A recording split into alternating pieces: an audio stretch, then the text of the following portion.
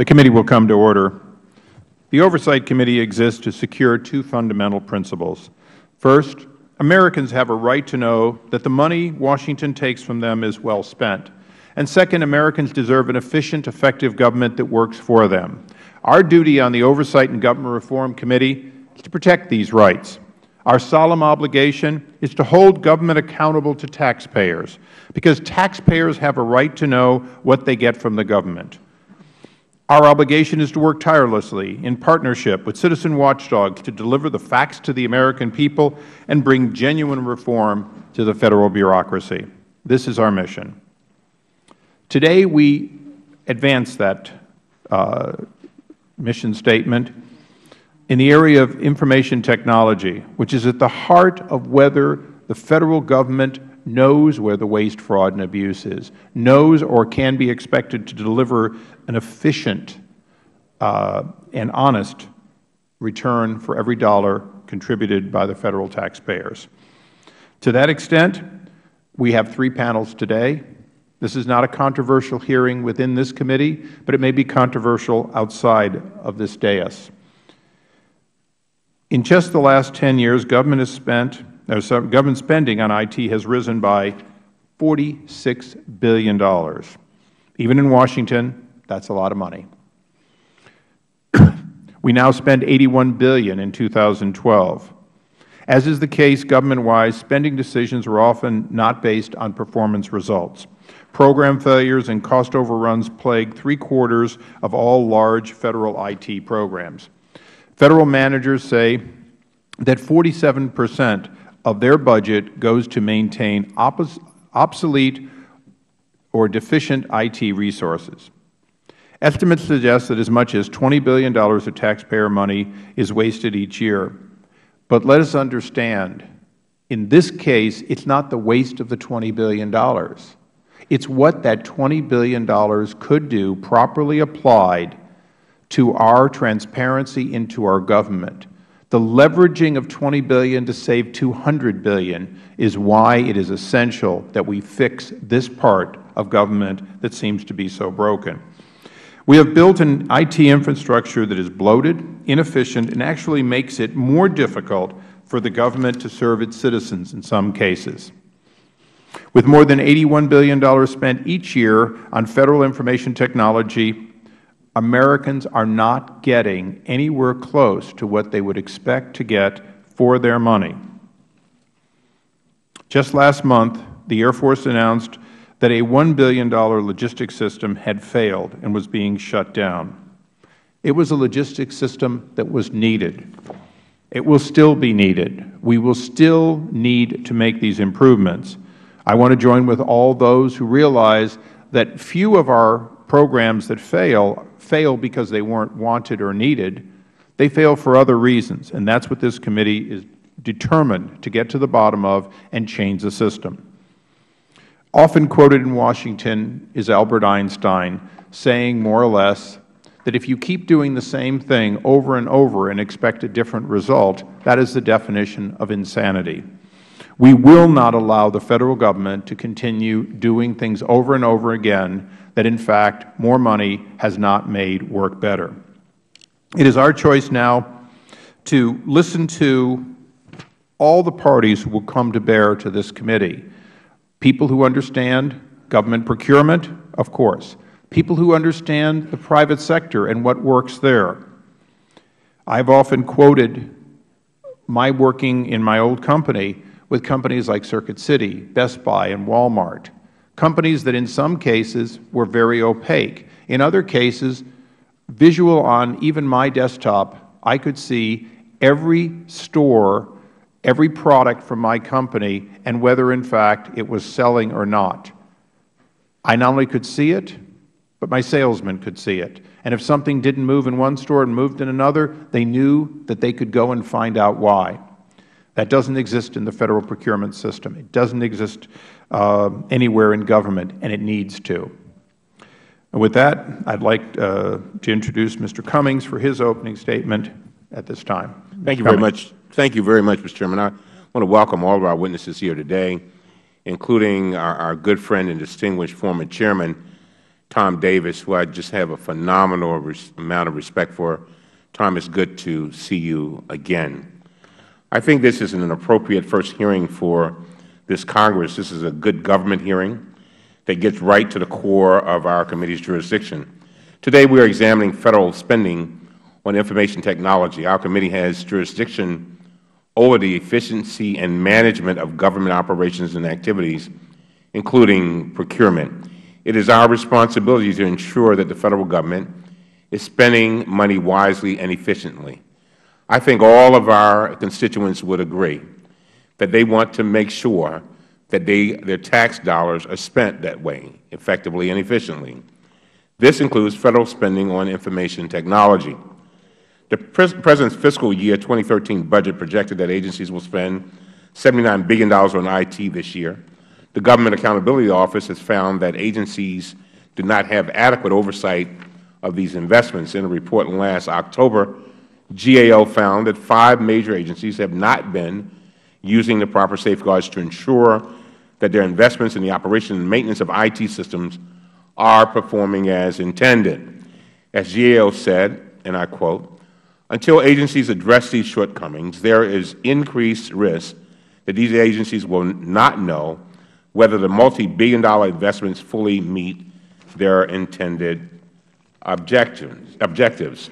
I look forward to hearing from Mr. Van Rokel, the Chief Information Officer, about the progress the Administration has made in improving the quality of IT investments, what is being done to improve oversight of those investments, and how overall spending is being reduced. In particular, I'm interested in hearing about the Administration's efforts to improve transparency of IT investments. I also look forward to hearing from the industry leaders who can identify the challenges, opportunities we face in our efforts to improve the way that government invests in IT. And let me say this, as the Chairman was speaking, I could not help but think about a few years ago when I sat as the ranking member on the Transportation Committee of the Maritime and Coast Guard Subcommittee. And one of the things that we discovered is that we had a broken procurement process in the Coast Guard. And the Coast Guard literally were buying boats that did not float, radar systems that were supposed to cover 360 degrees that were covering 180 degrees, 80 degrees, radios that if they got wet, they did not operate. That was in this country. But I hope you listen to what the Chairman said very carefully. When we are wasting money and not using it effectively and efficiently, I mean, that's money that could be used to do some things that we really do need done. And so that's why this hearing is so important. And I hope that, I often talk to my staff about hearings and whether we get the value out of hearings. I want the people who addressed us this morning to talk about how we can effectively get this done. I mean, it's nice to hear about the problem, but do we need timetables, Tom? Do we need what kind of things can we done so that when the Chairman looks back at his legacy, and hopefully we all look back at ours, we can say we actually did something and didn't just spend time talking about it. I'm sure the Chairman shares my view, and I'm hoping that when the folks come up here to testify, you'll help us with some roadmaps. That's right. Take out your pens, write it down, and so that we can be effective and efficient. Effective and efficient. Finally, I want to applaud the work of our resident technology expert, Representative Connolly. The ranking member of the Government Operations Subcommittee, Mr. Connolly held a forum in his district last May that explored many of the very same issues we will hear about today. He also has taken the lead in introducing legislation to reduce waste by consolidating Federal data centers. The Administration's efforts on data center consolidation are expected to save the government $3 billion by 2015. I believe it is time to modernize the way the government does business. This will require strategic investments in technology, but we should not overlook the importance of strategic investments in our workforce. Our acquisition community needs to have the tools necessary to effectively oversee increasingly complex systems from beginning to end. These professionals ensure the government is a smarter consumer, that the government is a smarter consumer. And with that, I yield back. I thank the gentleman. Because this will be referred to the Government Ops Subcommittee, I would like to recognize its chairman, Mr. Mica, for a short opening statement. Well, thank you for yielding, and also thank you, Chairman Issa, for holding this important hearing that deals with government waste, particularly on the eve of the Congress considering expanding our national indebtedness, where it's nearly at $16.5 trillion, and we've got to look at every avenue of, and source of wasteful spending. This is not a small potatoes item. IT, we've spent in the last decade $600 billion, and the information we have today we gain primarily from a 2012 report from the GAO, which took the opportunity to review what was going on and highlighted the need to address potentially duplicative IT investments to avoid, again, wasteful spending. In fact, in the fiscal year that GAO looked at, 2011, they found that the Federal Government funded 622 separate human resources systems, 580 financial management systems, and 777 supply chain management systems. So what we've ended up with is various Federal agencies as well as offices within the different agencies making separate and very costly investments in back office systems that often perform the same function. And all this duplication comes at some pretty significant cost.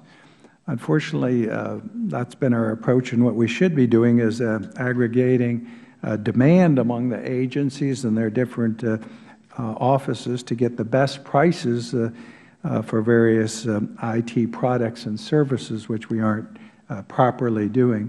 We also waste money investing in systems that fail to become fully functional. And the staff from the report, this GAO report, indicated that, for example, the National Archives and Records Administration, also under our committee's jurisdiction, poured, now listen to this, $375 million into the development of an electronic records archive system that's now been put to a halt, and we'll look further at that.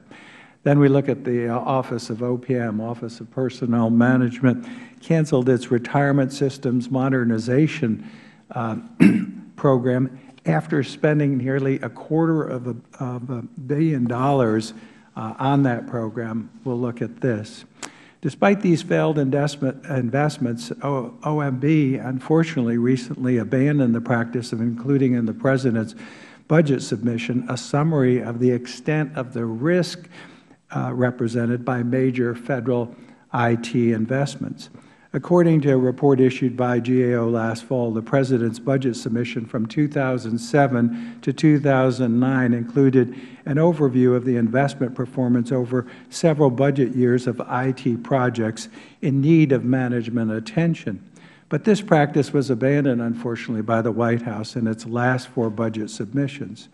The unfortunate reality is that 16 years following the signing of the seminal Clinger-Cohen legislation that laid the very foundation for the Federal Government's acquisition and management of IT, and 10 years after the E-Government Act was passed, which established the Federal Chief Information Officers, the program would set program failure rates and cost overruns, which currently now plague us, and unfortunately, they account for an estimated 72 to 80% of large government IT programs, and that's an industry calculation. The first step in addressing any problem is determining who is responsible and holding people accountable. The Office of Management and Budget also needs to take responsibility for the lack of coordination and intelligent investment in IT being done at the agency level. OMB has to be willing to step up and take responsibility and say the buck stops here. Finally, I'm also disappointed that the head of OMB's Office of Federal Procurement Policy, the Federal Government's Chief Acquisition individual and a person responsible, is not with us today, although he was invited to testify. But I'm glad we have with us today OMB's Financial Chief Information Officer. I look forward to his testimony and the others, and look forward to working with you on this important issue, and yield back. I thank the gentleman. We now recognize the ranking member, the gentleman who replaced our first witness, for his opening statement. I thank the Chair, and I thank the ranking member, Mr. Cummings, for his kind words. And I want to thank the Chair. If the entire 113th Congress can begin on the note we are beginning on today, we're going to be making music for 2 years.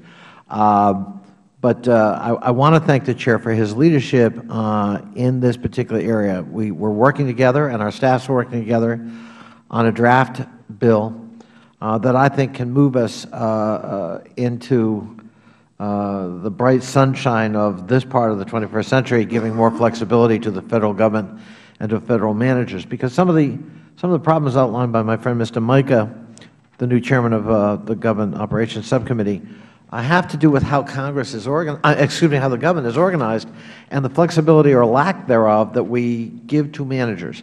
As has been indicated, we spend about $81 billion a year, not all of that well. Government is slow to pull the plug when we do make a mistake, much slower than the private sector. Government has a problem in terms of recruiting and retaining the skilled workforce you need for large, complex contracts such as these. And so addressing those issues, both in process, procurement, and people, I think is very important. And so I look forward to continuing to work with the Chairman of the full committee and with the Chairman of the subcommittee in trying to come up with legislation that makes sense, that provides flexibility, that gives maybe more discretion to CIOs, to the Chief Information Officers of Federal agencies, and that will save money and make sure that the deployment of the resources we do have is more efficacious. Finally, Mr. Chairman, I do want to welcome my predecessor, Tom Davis, former Chairman of this committee, whose portrait hangs here, who preceded me on the Board of Supervisors in Fairfax County, preceded me as the Chairman of Fairfax County, and preceded me here in Congress. Just last week, Tom was gracious enough to participate in a staff retreat I held. I have an annual staff retreat, sort of giving us a different take on some issues and how he did it in terms of managing constituent services and legislative assignments in the 14 years he graced these halls. I want to thank Tom for his graciousness as my predecessor and for making my transition here in Congress as smooth as possible. It is a model for bipartisan cooperation. Welcome, Mr. Davis, and thank you again, Mr. Chairman. I thank you. Now we recognize the Honorable Mr. Davis, who has returned to the place in which he was hung.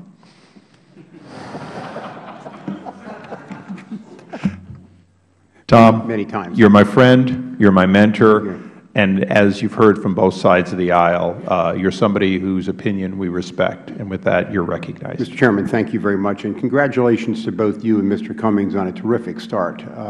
I sat on this committee where the rules sometimes we'd be here all afternoon, so that's a good start. And I think the hearing's a great place to start because this is not a Republican or Democratic issue. We can argue over we have too much government or not enough government, but we want the government we're paying for. And that's really what this is about today. So I think we can join on that.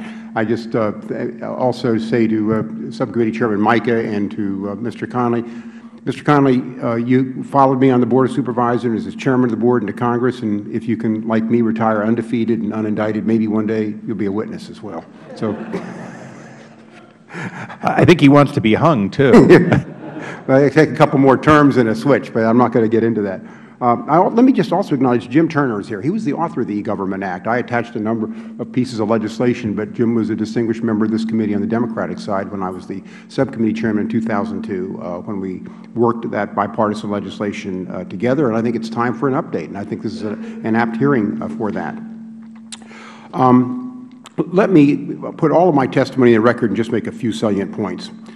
The Federal Government spends about $81 billion in IT annually, making it the largest single acquirer, adopter, and user of IT globally, more than any other nation, global corporation, or organization. So the Federal Government should be the best at how it plans, sources, implements, and operates IT to achieve missions successfully. It doesn't always do it that way. A few thoughts. We could get an improved return on investment. In the private sector, IT is an investment. It is a strategic enabler. But in the Federal Government, all too often, IT is viewed and treated as a discretionary expense. Cost savings realized from these investments can be many times greater than what you achieve when you cut IT and require, and we can achieve part of this by executive oversight. CIO authority. Department-level CIOs currently have responsibility and accountability to manage their IT deployments, but they lack the organizational and budget authority. Too loud? Okay. Just if you could, Tom, if you could pull it a little bit closer, we're getting a little echo up here. Oh, okay. Shared services. Federal Government is the only large multinational organization globally who has not implemented shared services for its back office functions. OMB should build upon its prior line of business and shared-first strategies to require agencies to move away from the bureaucentric administrative systems and to department-wide and government-wide administrative shared solution services. Also, on cybersecurity, really nothing else matters in Federal IT if the government doesn't get cybersecurity right. We passed FISMA, the Federal Information Security Management Act, as a part of the E-Government Act in 2002. It needs to be updated and operationalized. I know there's jurisdictional problems here in Congress, but if we don't get cybersecurity right, nothing else is going to matter. Information devices in the Federal workforce is becoming increasingly mobile. Therefore, OMB and congressional oversight for government-wide implementation of existing cybersecurity priorities is critical. And as the government moves from securing systems and devices to securing data at rest and data in transit for information sharing purposes, the government will need to identify and implement new solutions in areas such as continuous monitoring, identity, authentication, and credential management and cryptology. Let me also move, in my last minute and a half, the procurement workforce. This has been a problem. We've cut back in the procurement workforce. We don't give them appropriate training. We don't give them sometimes enough leeway. This is critical. So many IT functions that go sideways are because we don't have the appropriate oversight and we haven't empowered our procurement workforce to do the job.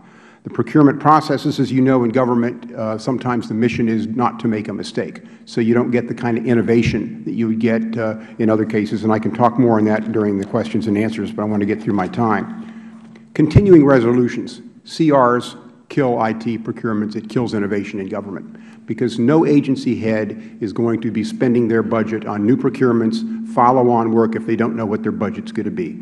Their inclination is to protect their people.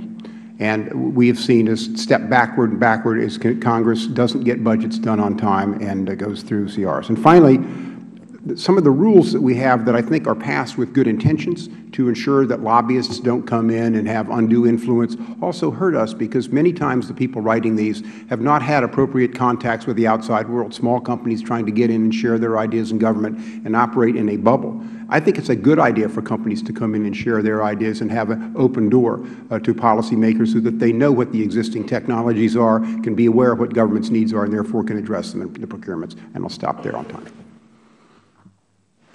I've never seen a professional get it exactly to the second. Tom, you're good. Because you're an unusual witness, I have so many questions that I'll just follow up endlessly over dinner sometime. Okay. But Mr. Davis, the one thing that I wanted your comment on that wasn't in your opening statement was because you were here for the creation of Chief Information Officers, did you ever envision having more than one chief per agency and the average more than 2 chiefs per agency and all but one of them not having any budget authority? No, I don't think anyone knew what would happen when we set them up this way. There has certainly been a proliferation of CIOs, but I think that you can have as many as you want if you give them the right authority.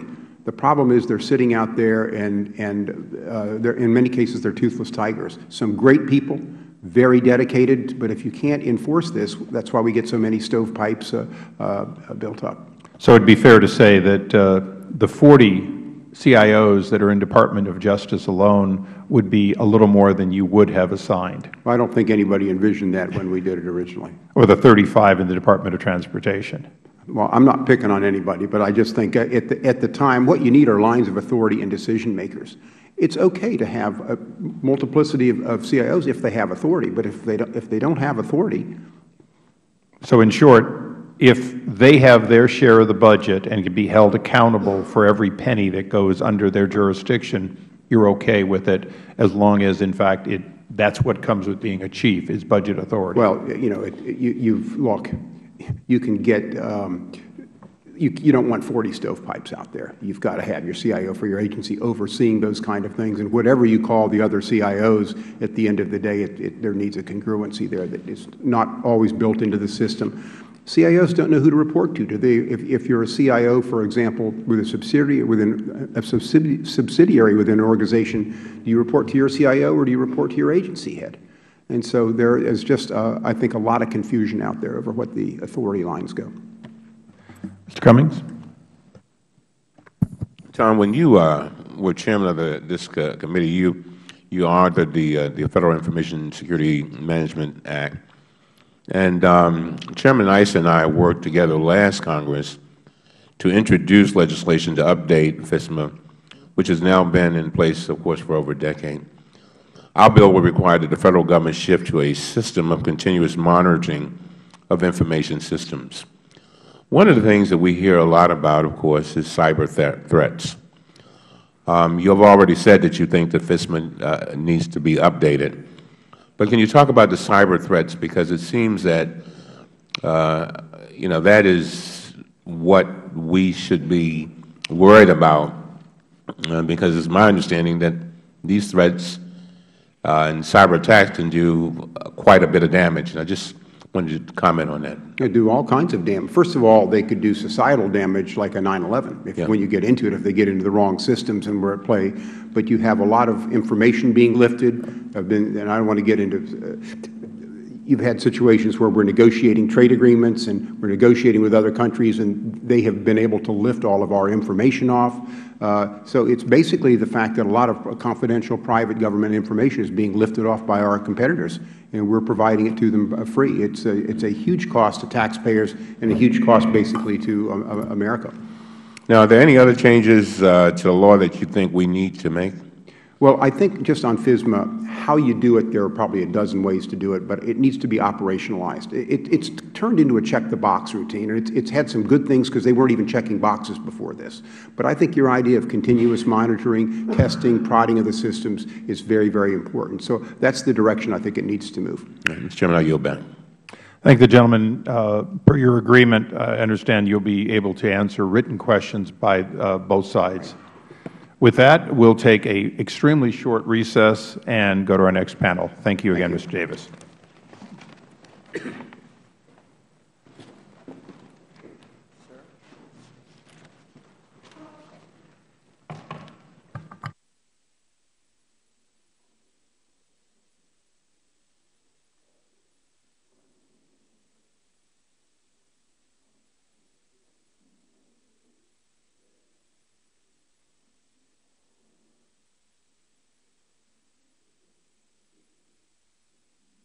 Well, that second panel is getting set up. For the new members, I think it's important to note that normally members of Congress who come before this committee testify but don't answer any questions. So Mr. Davis sort of is in that in-between, and I appreciated that he took a couple of follow-ups. But for future reference, and this includes when you may go based on areas of expertise to other committees, that's normally the tradition is members are not sworn, and members of the House and Senate normally don't answer questions, although they may. So just a little piece of information from an old guy. And with that, we recognize our second panel of witnesses. Mr. Stephen Van Roekel is the Federal Chief Information Officer of the Office of Management and Budget. Now, that's a chief's chief. We want to make sure we get that out here because Mr. Davis defines such a thing. And Mr. David Pauner is the Director of Government Accountability Office, Information Technology Management, and in fact, For those, again, new members, GAO works for us. So I want to thank both of you for being here today. Pursuant to the committee rules that were just passed before your very eyes, I'd like you to both rise and take the oath. Please raise your right hands. Do you solemnly swear or affirm that the testimony you are about to give will be the truth, the whole truth, and nothing but the truth? Let the record indicate that both witnesses answered in the affirmative. Please be seated. One of my previous chairman, Mr. Towns, is now retired, but I will one time more introduce the clock the way he did.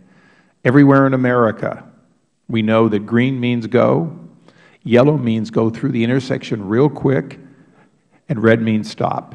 So it's a 5-minute clock. Please come as close as you can to it. Mr. Van Roekel. Good afternoon, Chairman Issa, Ranking Member Cummings, and members of the committee. Thank you for the opportunity to testify on the Administration's efforts to manage the Federal Government's investment in information technology.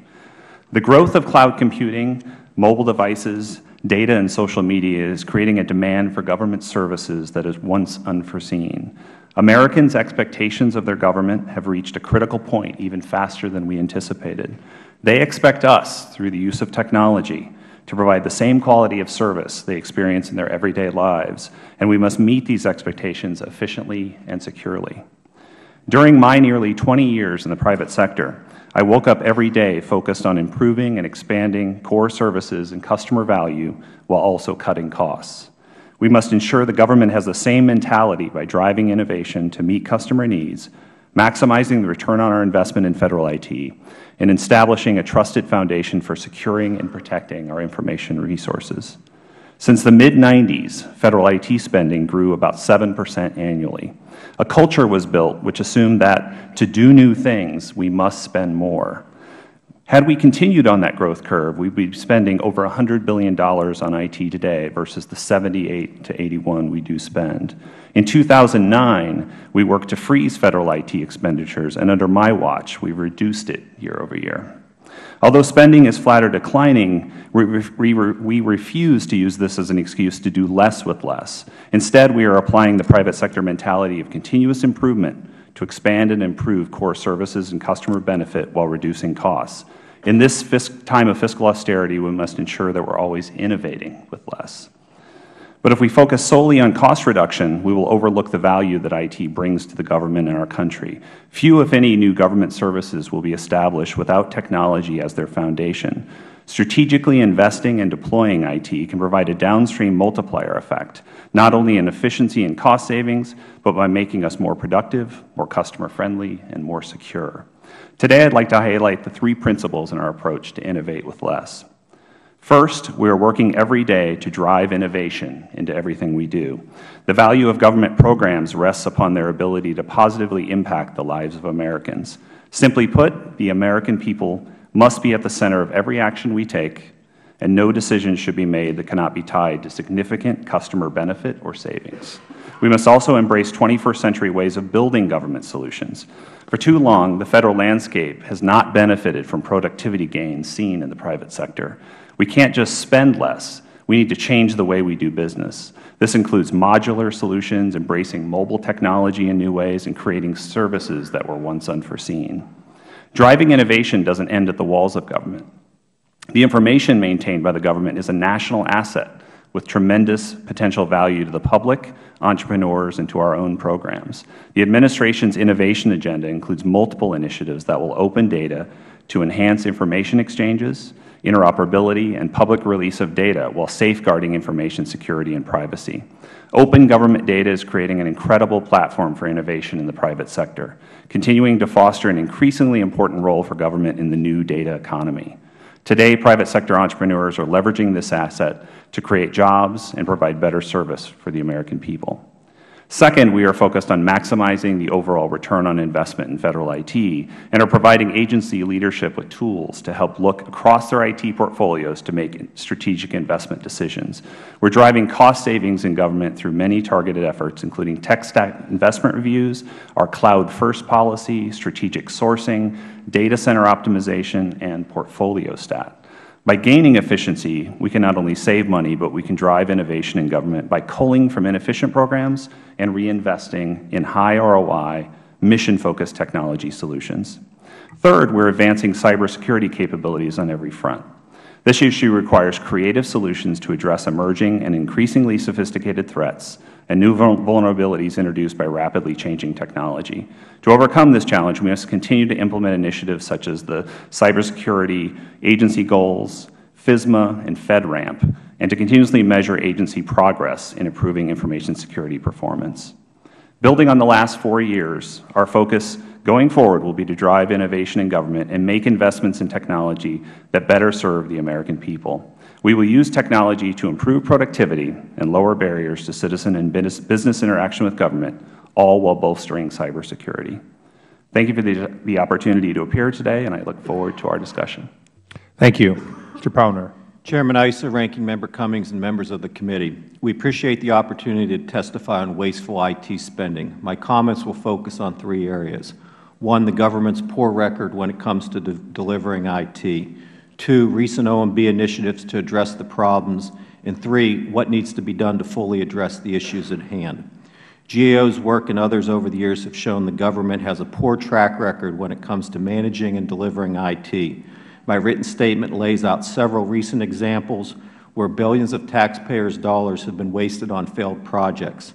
In addition, the IT dashboard currently shows nearly 200 investments totaling $12.5 billion that are at risk, and these numbers are understated. To address these issues, over the past several years, OMB has put in place several initiatives that have resulted in improvements. First, the IT dashboard provides real-time reporting of over 700 major investments and highlights CIO's assessment of each. This information has been used to terminate and scale back projects and reduce budgets by nearly $4 billion, according to OMB. In addition, the comprehensive IT reform plan covers areas like IT governance, program management, and procurement. An important goal of this plan is for agencies to turn around 1/3 of their underperforming projects. One of the more important aspects of the reform plan is the data center consolidation effort, in which OMB claims could result in $3 billion in savings. And more recently, the Administration rolled out the Portfolio Stat initiative that focuses on eliminating duplicative IT systems. OMB estimates about $2.5 billion in savings here. The big takeaway here is that by turning around troubled IT projects, consolidating data centers, and eliminating duplicative commodity IT systems, the government can save somewhere between $5 and $10 billion if indeed these initiatives are successfully carried out. Based on our work over the past several years, here are key areas that need more attention. First, we need even better transparency and more action on troubled projects. This starts with accurate information on the IT dashboard. We can't have situations where agencies like DOD report no high-risk systems when, in fact, they have many. On the other hand, some agencies like DHS are reporting accurately and moving more of their projects to a green status. However, overall, agencies are nowhere near accomplishing the IT reform goal of turning around 1/3 of the underperforming projects. I'd like to stress the importance of tackling these projects in smaller increments. My written statement highlights 7 successful IT acquisitions, and each took an incremental approach. Second, we need to tackle duplication more aggressively. For example, our work shows that 27 major departments and agencies have nearly 600 financial management systems and spend almost $3 billion on these systems annually. The Administration's Portfolio Stat process is an excellent initiative to address this duplication. Third, OMB and agencies need to follow through on their data center plans. Server utilization rates are far below desired amounts. Consolidation still needs to occur, and ultimately the key performance metric here is dollars saved. DOD alone reports that they can save $2.2 billion, and OMB claims that the government can save $3 billion by 2015. Finally, the government needs to perform the required operational analysis on the operational systems totaling $55 billion so that over time we can spend more money on modernizing government operations and less on maintaining old, archaic systems. All these areas, improving transparency, turning around large IT acquisitions, tackling duplication, optimizing data centers, and shifting the percentage of what we specifically are spending the $80 billion on requires strong and accountable Chief Information Officers and attention to the many GAO recommendations we have made in these areas.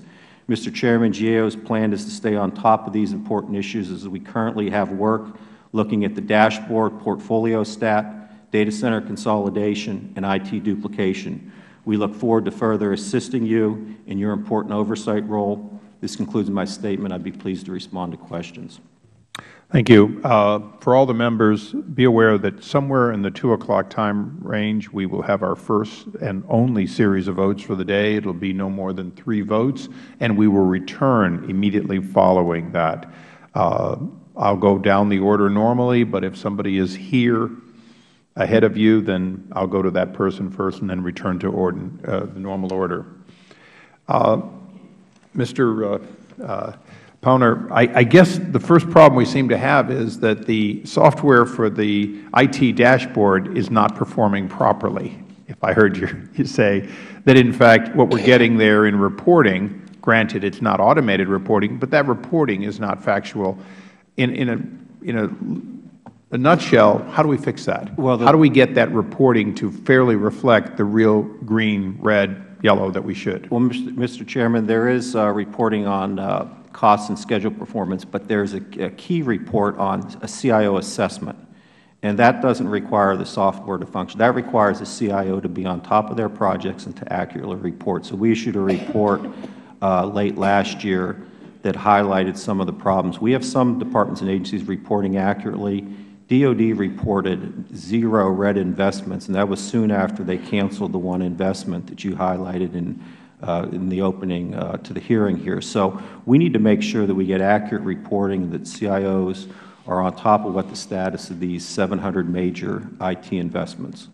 Well, let me follow up briefly. There's 243 CIOs. Only one has full budget authority, and that's Veterans Affairs. Do you see a difference between the one and the 242 in the sense of accountability? Can you, I know that's a very small offsetting number. We don't have a second example, but can you give us a contrast that you think budget responsibility and authority can bring? Clearly, budget authority helps with your authorities, but there's also some CIOs in the Federal Government. I can point to several examples where even without budget authority, they're still quite successful. And some areas, if you look at IRS as an example, over the years they've greatly improved. Their Chief Information, Chief Technology Officer there gets a lot done and gets it done well. DHS is another good example where even without budget authority, they still can be quite successful. Before I move on, this committee has a long history of bringing people in when they screw up.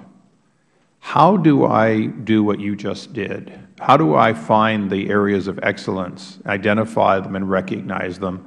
And not just I mean our government, because certainly we do have, and I've met many of them, these information officers that are doing an excellent job, that are on top of it. But out of 243, clearly some are not. Well, I mentioned a few agencies that are performing better than others, but clearly Steve Van Rokel has the best picture into who those stronger CIOs are across the Federal Government. He meets with them frequently in many of his initiatives. He's seen them firsthand, in addition to, our work at GAO, but he has much more hands-on working experience, and I would rely heavily on him. Then I will go to the gentleman. Can you give me your best and brightest and tell me how I leverage the accolades to them so that the others will realize that excellence is rewarded? I think we need to, I'm happy to provide names and lots of examples of best practices. We'll take them. That we've done. We are taking this direction and actually institutionalizing a lot of this work in the CIO Council. We've stood up an effort this year to immortalize best practice sharing in a way that really has never been done before, putting examples of best case around procurement, around implementation of different technologies and things like that, as well as starting a CIO university that we bring new CIOs that are entering the government to bear there to you know, consume our handbook, hear from the better CIOs on how to get best results and things like that. By the way, who's the IRS CIO that you mentioned? Terry Milholland he goes by CTO, but in fact he's their Chief Information Officer. Excellent. I'm going to just touch on a couple of areas, and Ms. Duckworth actually Duckworth brought this to me. So sometimes the most important questions are from freshmen. I've been in Congress for 12 years. Before I was in Congress, I worked on a voluntary basis for my county.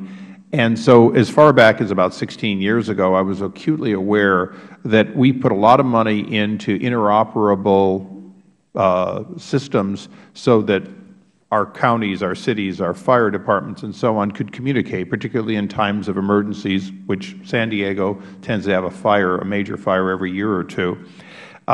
It's now more than a decade later, and these systems are generally no better. Additionally, I'm reported in fiscal year, 2011, we funded 622 separate human resource systems at a cost of $2.4 billion.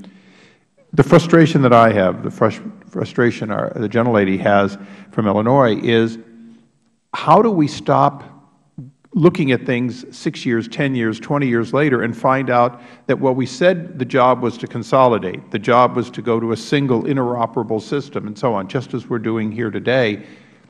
How do we stop it from expanding? Because I'm sure there were not 622 separate human resource systems, and I know for a fact that the systems used by fire and emergency operations around my state, at least, are not 14 years old. They're systems that don't talk to each other, that were bought after we recognized the problem. Mr. Van Roekel. I think a primary way to think about this is if you look at the history of technology and the way it grew up, even in the private sector. And I was, as I mentioned in my opening statement, in high tech in the private sector for 20 years, most of that at Microsoft Corporation. So I saw a lot of evolution in this space. The industry grew up in a way that was very single purpose, where it was unthinkable on a server to install multiple kinds of software. You would just put an email on one, a database on another, and things like that.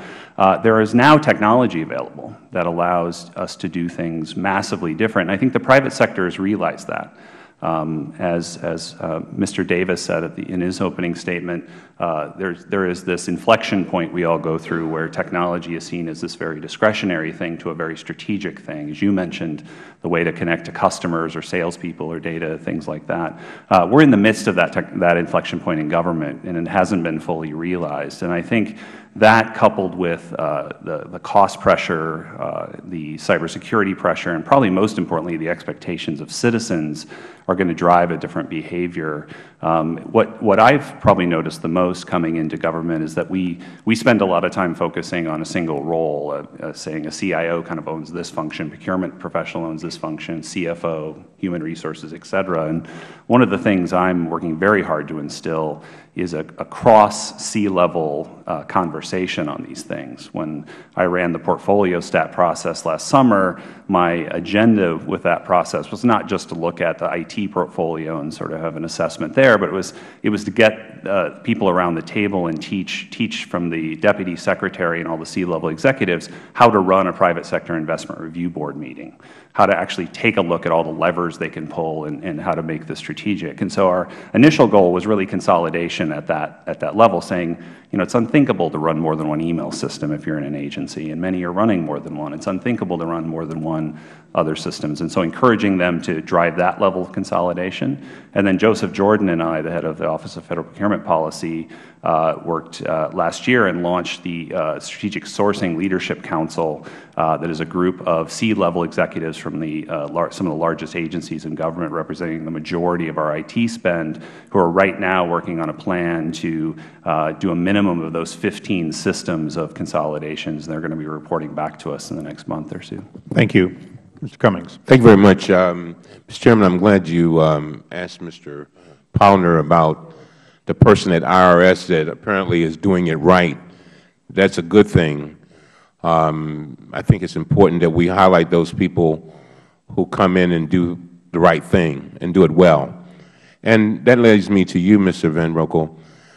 When you were talking about best practices and trying to put them into policy, are we getting, a lot of times people try to guard their little turf. They feel like they're doing everything right, and maybe they've been there for a while, and they see somebody like Terry McMillan, what was his name? Terry? Milholland. Milholland come along, and they're resistant. Do you find that to be a problem at all? Definitely, we have many challenges in government around moving the ball forward, embracing innovation. I often will call it blinking light syndrome, where people just love to own their own servers and have their own thing, where they like the blinking lights of those servers. Culture is an inhibitor. Past behavior and people saying, well, that's the way we've always done it, I assume that's the way we should always do it in the future, is definitely a challenge we see. And are we getting the skills? Several people have mentioned skill levels of people coming in. Are we getting the kind of skilled people that we need to do the job? Because certainly if you don't have the skills, you can be the blind leading the blind and losing money and effectiveness at the same time. I'm just wondering, and if we're not getting those kind of people, how do we go about getting them? Yeah, in my many years in the private sector, including a stint as Bill Gates' assistant and being by his side and seeing some of the most fascinating, amazing people in the technology field, probably the biggest surprise I've had coming to government is the quality of some of the people in government, and you find many of them around government who are either yearning or doing things in amazingly innovative ways. A lot of times it's about giving those people permission, and I think that's the essence of good policy is giving them a permission slip to go innovate, to break the culture of the way things have done in the past and move forward. I often hear from people after I've issued some policy around doing something massively differently than we've done before, they run around their agency holding that in the air saying, see, I can now do what I've been wanting to do, and that is creating a nice dynamic. We've also got, there are people that are been in government a long time, haven't maybe been trained to the level of 21st century ways of doing things, and we've worked really hard to build new training mechanisms for them. And probably the most impactful thing we've done in the last year is we launched what's called the Presidential Innovation Fellows Program that actually does rotations of private sector professionals in a non-conflicted way into government to work side by side with public sector employees to work on innovation challenges that the country is facing, but more importantly, teach them how to do things in a 21st century way, and that has bared incredible fruit. One of my concerns is cybersecurity, and do you believe that the updates to FISMA might help OMB rather, and DHS in your efforts to ensure that the government information is protected from cyber attacks? I think that the essence of what we need to do is really about flexibility. Cybersecurity threats are evolving every day. New technology, new devices present new threats, and having a mechanism like FISMA where you only do assessments on a not very regular basis is a good check and balance, but it's not the ultimate solution. And so I'm probably most encouraged about our work in the continuous monitoring areas that we funded last year and are now starting to roll out this year. And this is a great highlight of a cross-government shared service where a procurement went out that is going to allow not only the federal government to take advantage, but state, local, and tribal are also eligible for this procurement to get volume and scale and our buying power to actually look at a consistent view of cybersecurity threat and monitoring across the government. My last question is, you recently said that you are encouraging agencies to evaluate the mission of their agencies when evaluating how they will cut their budgets if Congress does not pass legislation in time to avoid sequestration. And this is what you said, and I quote, "Cybersecurity is a top priority when people are making the rank of priorities to meet the mission of the agencies in the most safe, secure, and protecting citizens' privacy way. We'll make the right trade-offs, I think, to assure that this is happening." And that's the end of quote. How could budget cuts impact cybersecurity initiatives, and how much do you worry about that? Well, I definitely worry about cybersecurity all the time, and it's something we have to be ever vigilant on, no matter what the budget situation is. And certainly, budget cuts may have some impact, unforeseen impact on that. But the cybersecurity is a unique category of spend because it's in everything we do. It's not just one line item on the balance sheet. It's something that we look at and think about across, from your mobile device to your desktop to your server room to your data center and everywhere in between. Cybersecurity is a factor. So as agencies are looking at possible budget cuts, they have to look across that landscape and say, if I cut this program, this element of cyber that's associated with it may go away, and does that change the dynamic on what our cyber stance is? It certainly could be that case, and we hope that is to be avoided. Thank you very much. Thank you. Thank the gentleman. What we're going to do is they have called a vote, and I guess we've got about 12, 13 minutes. So I'd like to ask a few questions. We probably have time for one more on this side to be fair. But we go in order of seniority, and then we'll come back and pick up where we left off, and the witnesses will return. Does staff know how many votes there are? 3 votes. So it'll probably be almost a half hour. So with that, let me just ask a couple of questions, recognize myself. Well, usually the components you need to be successful are policy or a law in place, and then you've got to have the personnel to execute it, and then you've got to buy the right IT equipment to make this stuff work. My first question would be, are there changes in law that you would recommend that do not give you the ability to be successful? I think there's definitely room within the existing law on the policy side, implementation of people side, that definitely allow us the flexibility to be successful. I think the fact that we have... So within existing law, you have the authority by law and ability to do what you need to do to be successful? I do believe so. Okay. The challenge I think we face is probably around budgeting and thinking about in this, I know this is not an appropriations hearing, but how from a budget standpoint are IT dollars spent. One of our inhibitors, I think, on implementation of IT is that oftentimes for most agencies it's single-year spend, and without being able to extend that spend. Well, then there's something missing too, because you said you have people who have great ideas, very great capabilities, but they don't proceed. So somewhere they're not getting the policy, which would either be set from your level, which you just said, when you give them the authority, they run around with a paper. So somewhere we're missing the ability to move forward. The second thing, Mr. Powner, on the IRS, you mentioned IRS, and we get into personnel, and Mr. Cummings, I think, mentioned this too. You've got to have the best personnel. You said we have many of them, but sometimes we have turnover, we don't keep them, or we don't attract them. When this committee worked on some reform of IRS years ago, I worked on that. One of the problems we had these very expensive IT systems and computer massive operations, but we weren't retaining or able to recruit or maintaining and keeping folks that could do this work. We came back and changed the parameters of being able to hire people. Sometimes in the private sector, you can make 3 and 4 times what we were paying them. So do we have the ability to hire people and pay them and retain them from your experience? Yeah, IRS is a good example, and you're right. They were the poster child for years, and then there was a fair amount of congressional interaction, and there was critical position pay granted at IRS, and a number of those positions were granted towards the IT professionals. So their pay was bumped up. And then also when you mention about continuity of leadership, over the last 9 years, they've had 2 CIOs. One was there for 4 years. He's the current CIO at DHS, and the current one's been there for more than 4. So the turnover is a big deal. I know we did that for IRS, and I know I worked on something for a CFO, actually, in transportation because we couldn't get one or retain one.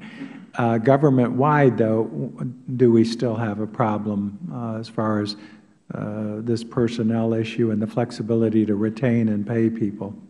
Well, turnover is a big deal because currently, I think the average CIO, it's around a 2-year, 2 years, and they're in and out. So, and that varies a little bit depending on how you break it down by political appointees and career, but not much. But on average, it's about a 2-year turnover. What do you think, Van Rokel? Yeah, I think there is quite a bit of turnover, but the essence of a lot of what we try to do is institutionalize best behavior and best practices in a way that will kind of mitigate some of the turnover. Well, we can look at that. But and then if you said DOD has $2.2 billion worth of potential savings, is that what you said, identified? Yeah, that was when you look at their data center consolidation efforts, their current plan projects $2.2 billion in savings when and why isn't that moving forward, or is it? It is moving forward. In their last public budget submission, they represented, I think, around or slightly over $300 million. The balance of the Federal Government is $3 billion identified in savings. That billion just beyond defense doesn't seem realistic. I think there's probably a lot more room. Wouldn't you agree? I think we're at the tip of the iceberg on some of this, yeah. Okay. And finally, maybe for the committee you could submit, now I'm fascinated by Obamacare. I just came from transportation, government buildings, and they came to us. I guess we passed the law that allowed them to acquire a building to house 5,000 bureaucrats, just the folks that are going to be administrating Obamacare. I'm interested to know they're going to have to set up IT systems and everything. Maybe you could provide the committee with information that you have on where they're going with that, because this is going to be a huge agency, a huge operation, and requiring a lot of IT investment. Maybe you could share that with the committee. I'll ask you. You don't have to respond. Ms. Maloney? First of all, thank you very much. I want to ask a question about the Office of Financial Research, which was created under Dodd-Frank, and the purpose of it was to have the authority to collect data across the industry to look for systemic risk. So when you're talking about these data systems, they're put in place in many ways to save money. So taking out elements of them and whatever may hinder their ability. Obviously, if we'd had such a system that could have foreseen the systemic risk and taken steps to prevent the subprime crisis and other credit default swaps and other instruments that were rocking our economy, I want to note that the Chairman and I, during this committee, did a series of amendments trying to really legislate parts of the Office of Financial Research. So this is a bipartisan effort. But my question is, what factors go into determining which data centers will be closed? Certainly, someone thought they were important to begin in the first place. And if you do close one, is there an appeal process where the agency or others can say, you're telling us to close 3 data systems, but these are 3 or 4 elements that we think are going to save money in the long run, save lives, or prevent financial crises. And so how is that happening? Obviously, you could go in and say, well, close down all the data systems, we're going to save money. But actually, they're put in place for many reasons, one of which is to save money and to manage government better. Right. This is the essence of why I like to focus on data center optimization versus just closures. One of the reasons data centers that exist today in the Federal portfolio are inefficient is because of the way we use the data center itself versus what's actually running in the data center. It's the way IT has grown up. It's very inefficient to use single servers in data centers for single functions. New technology allows you to run multiple functions on single machines at a much lower cost than you've seen in the past. So in essence, we are going to optimize and close data centers by shifting the resources of one to other ones to more efficient data centers, not taking away services, not deprecating any service that we provide. And if anything, while we make that shift, we actually modernize those systems to provide even better service. So it's a really nice opportunity to build efficiency and effectiveness at a much lower cost. Well, your statement and Mr. Davis's and others, I agree completely that cybersecurity is a national security concern, and it should and is a bipartisan concern. And if there was one area that we should be moving swiftly on, it's cybersecurity. It's not only hitting the Pentagon, but financial institutions, trade institutions, commercial institutions. It's everywhere and every day. And countries have complete government agencies out there just going after our information. The fight before us reminds me very much of the intelligence fight we had after 9/11. It was basically a turf fight. No one wanted to give up turf. We were told our basic problem was a lack of up-to-date intelligence. We had to create a better interagency talking and preventive methods to make our country safer. And we have a turf battle now on cybersecurity. No one wants to give up their turf. Obviously, OMB is the enforcer, but you need an agency that comes in and pulls all of this together and forces these agencies to work together, talk together, move together to do that. What agency do you think would be the best lead agency if we were going to pull everyone together? I think we have a huge, huge turf battle that's preventing us from going forward. We've done a lot to move the ball forward on thinking about coordination in the cyber realm, and that we take it sort of in two views. One is the classified network side, and then one is the public network side, the unclassified side. I'm a chair member on a safeguarding committee that looks at the classified side, and we should have another venue in which we talk about some of that.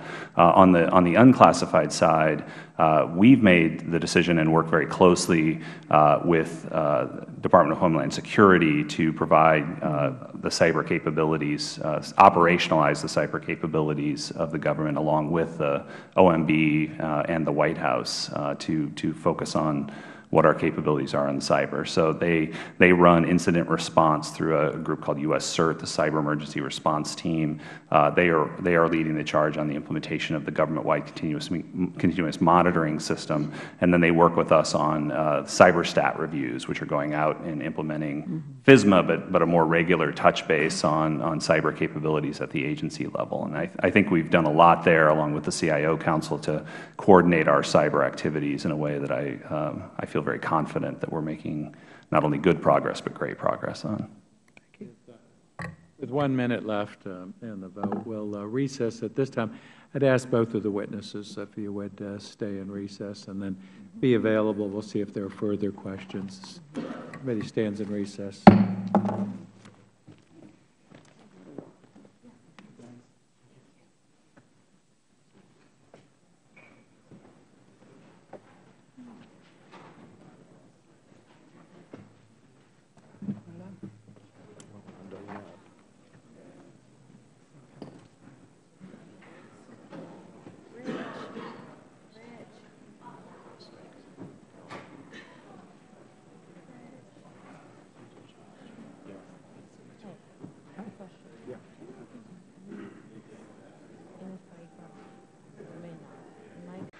The hearing will reconvene. In just a moment, you will have someone else to ask you questions, but until then, I get it.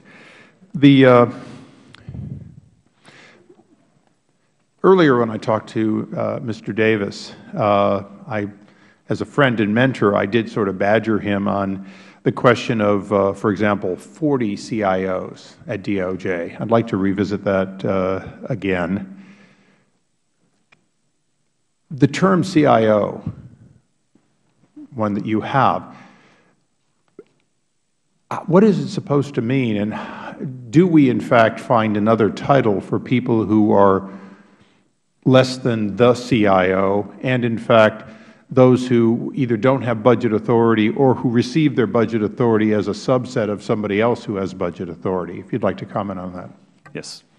As Mr. Davis said, I think it's not necessarily just a titling problem or opportunity that we maybe have in front of us. The title of CIO is it varies in many agencies. I think that the thing that we need to examine as a tech community in looking at Federal IT is really the roles and responsibility of the CIO and the CIO's organization across the enterprise. It's there are many agencies where the person at the top of the org chart has less budget and less authority than they maybe had when they were a subcomponent agency CIO, and so we see challenges there, challenges in governance, challenges in the ability to have influence and visibility across the entire IT portfolio. The very first memo I issued in my job when I took over for Mr. Kundra. Is this the 25-point plan? No, I did inherit that, which is great. But the first memo I issued was a memo that actually addressed CIO authorities and brought to bear new OMB guidance that CIOs need to be more empowered in agencies to make decisions around commodity IT and things like that across the agency. And so many agencies are operationalizing that. So, and I think rightfully so, the question of portfolio is a big part of the answer to the question. But let me ask a different question. To a certain extent, don't we have a proliferation of CIO as a title because it also comes with pay? That is an expectation that that you can't get somebody of a given level unless you give them that title. Then, by creating that title, you create, quite frankly, a more expensive employee. I think pay could be a factor there. It's by the way, just so you know, my limited experience outside of Congress was trying to get a clerk typist to be first a secretary and then a stenographer. It was the same person, worked for the same colonel, but he wanted to pay her more. While I was in the military, I'm very aware the titles, in fact, change pay. And so when you say could be, I'm presuming you say almost inevitably must be in some cases. I just think there are other factors that play out in the Federal landscape. Having come from the private sector as I did and the position I was in before I came here, I certainly didn't take this job for pay, even though I'm the highest ranking CIO conceivably in the Federal government. It was more about the scope of responsibility. I think oftentimes that title comes with a lot of responsibility, and thinking to the concept of I want to get the best person either inside government or outside government to take the job, the title actually matters because it equates to the scope of the responsibility related there. If you look at the Department of Transportation as an example, I'd certainly want someone looking over the FAA to be a CIO, to be a person that's actually got that title and that authority. But do you think that the DOT has 35 such needs? I think the essence there is good governance, good policy inside the agency. You mentioned the Department of Justice. After we issued, yeah, they top the list with 40. And yeah, they do. And after we issued the guidance on the Department of Justice, every dollar spent within the agency on IT, even at the level of purchase cards, goes across the desk of the main CIO in the Department of Justice. So they now have spending transparency and have built mechanisms to do that spend based on the guidance I issued, which is about the ability to manage and govern spending at that agency. So I think it's not a titling problem. It's a governance and management problem. I hope you're right, and I'm going to go to the gentleman from Texas. But I might mention that since they don't seem to be able to read wiretap warrants to find out that, in fact, they would expose wrongdoing at ATF under their watch, I would suggest that they probably aren't looking at every credit card receipt all that well. Mr. Farenthold. And I think I want to expand a little bit on that. And the dashboard system in particular, I'm concerned we have a system here of garbage in, garbage out. And what kind of checks and balances do we have to make sure that we're getting good data in there? Is it just coming from the agencies? Do we have some sort of other checks and balances? So a couple things. Well, that's a legitimate concern, and we see it varies by agency. So we've issued numerous reports looking at the accuracy and reliability of what's going into those dashboard ratings. The good news is over time we see that accuracy improving, but we still have some agencies that aren't as accurate as we need them to be. Obviously, it's on the CIOs of those agencies to ensure that we have accurate reporting. OMB plays a key role. If they see something that raises red flags, they can pick up the phone and make sure that we have better accuracy there. And we'll continue to do that in our work for the Congress and looking at the accuracy. Is there something we can do to help improve that? Sure, there's some things you could do. I think with your oversight, you could look at the dashboard right now, and you could look at some rather large departments and agencies, and you see zero high-risk investments. Yeah, I'm not buying that for a minute. Similar to DOD, and some of these are large departments and agencies. And I think congressional hearings such as this, where you have panels of those agencies that have zero reds, would be a good thing. All right, let's talk a little bit, Mr. Van Rokel. You worked for Microsoft for a while, and I think part of the problem that we have here is when we're buying things, how we're specifying them and how we're deciding what we need and how it's all happening. As in the consumer market and small, medium, and even to some degree large business market, pretty much Microsoft dictated what the standard was. The industry said, this is our product, do with it as you may. In the government, you tend to have the government come up with all of these detailed specifications for stuff that has to be custom coded or whatever. And then you look at probably the biggest success story coming out of the government, which was the Internet, which came out of DARPA.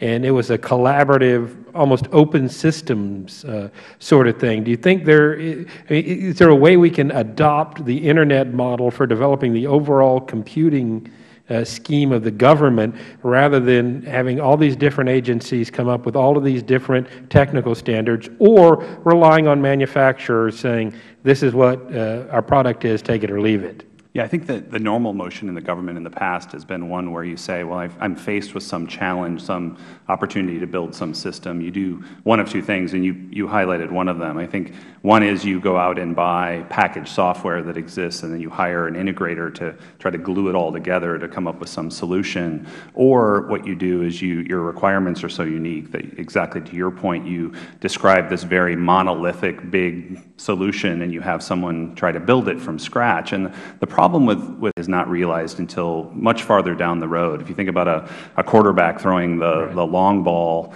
that you have a much higher likelihood that that thing's going to not be caught or intercepted, or it's just very, very risky versus throwing a 4-yard pass down the road. We have a lot more product managers in government that can throw the 4-yard pass that can actually architect a long ball pass. And so what we need to do, and what we've proposed in policy and what we're doing working with the industry, is to really scope a modular approach to say, we don't need to build these big monolithic things. We don't need to absorb that much risk on the side of government. What we need to do is build smaller solutions that interoperate and work with each other. The private sector has been doing this for years.